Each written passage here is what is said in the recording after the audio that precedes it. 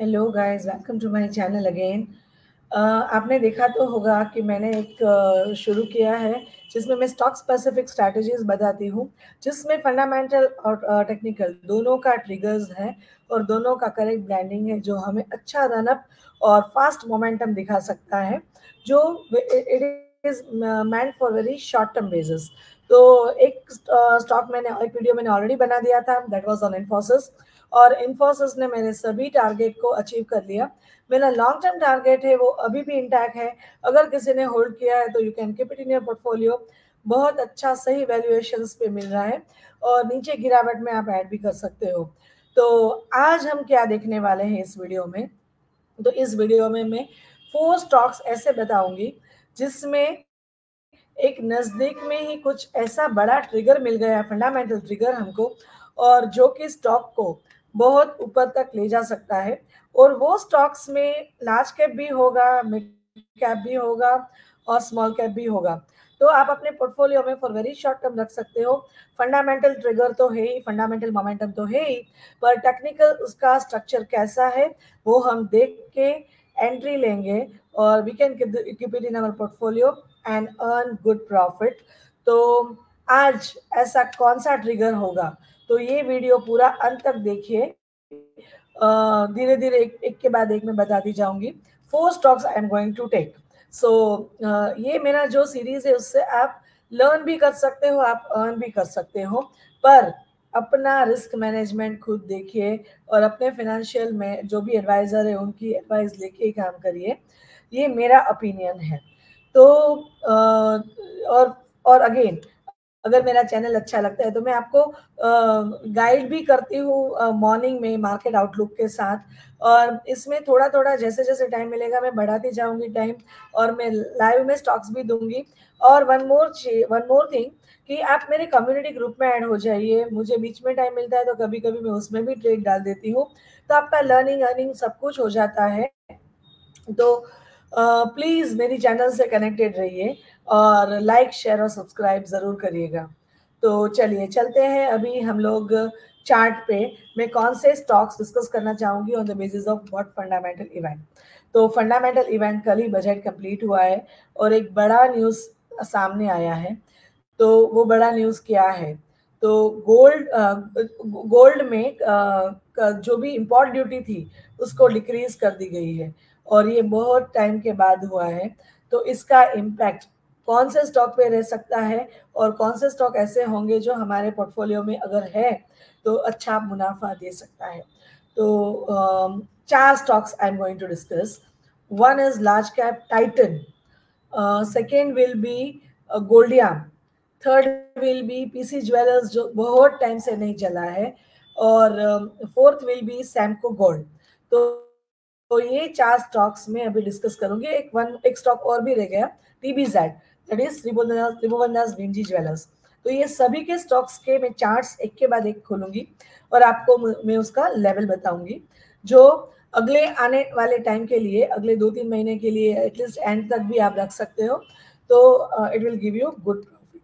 तो let's go and see on the chart कि कैसे रहता है।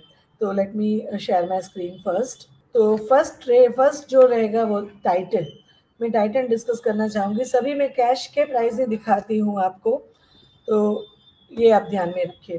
टाइटन में एक बड़ा मूव दे दिया बजट के दिन। एक्चुअली ये जो मूव जो आने वाली थी उसके पहले एक इंडिकेशन तो मिल ही गया था, और हमारे कई क्लाइंट के पास ये स्टॉक था भी सही और हमने तो थोड़ा प्रॉफिट भी बुक किया है। पर फिर भी अभी भी एक्चुअली यहाँ से भी बाई बनता है। ये अवर्ली चार्ट है, अवर्ली चार्ट बहुत अच्छा है, पर ये आज क्योंकि ये बहुत ओवरबोट हो गया था तो यहाँ से इतना नहीं चला। पर जैसे ही 3550 को क्रॉस करता है तो ऊपर में 3665 ये पहला टारगेट रहेगा।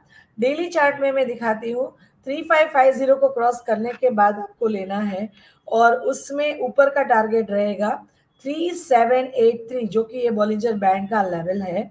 और मंथली में भी यही है, पूरा मंथ 3550 के ऊपर अगर रहता है तो it will be monthly touching, and quarterly तो टचिंग है ही। सो मंथ ईयर एंड तक एक्चुअली आप इसको कैरी कर सकते हो। नजदीक का टारगेट रहेगा 100 रुपीज प्लस का, that is above 3550। Just a minute. तो above 3550 it can go to 3650, 3750।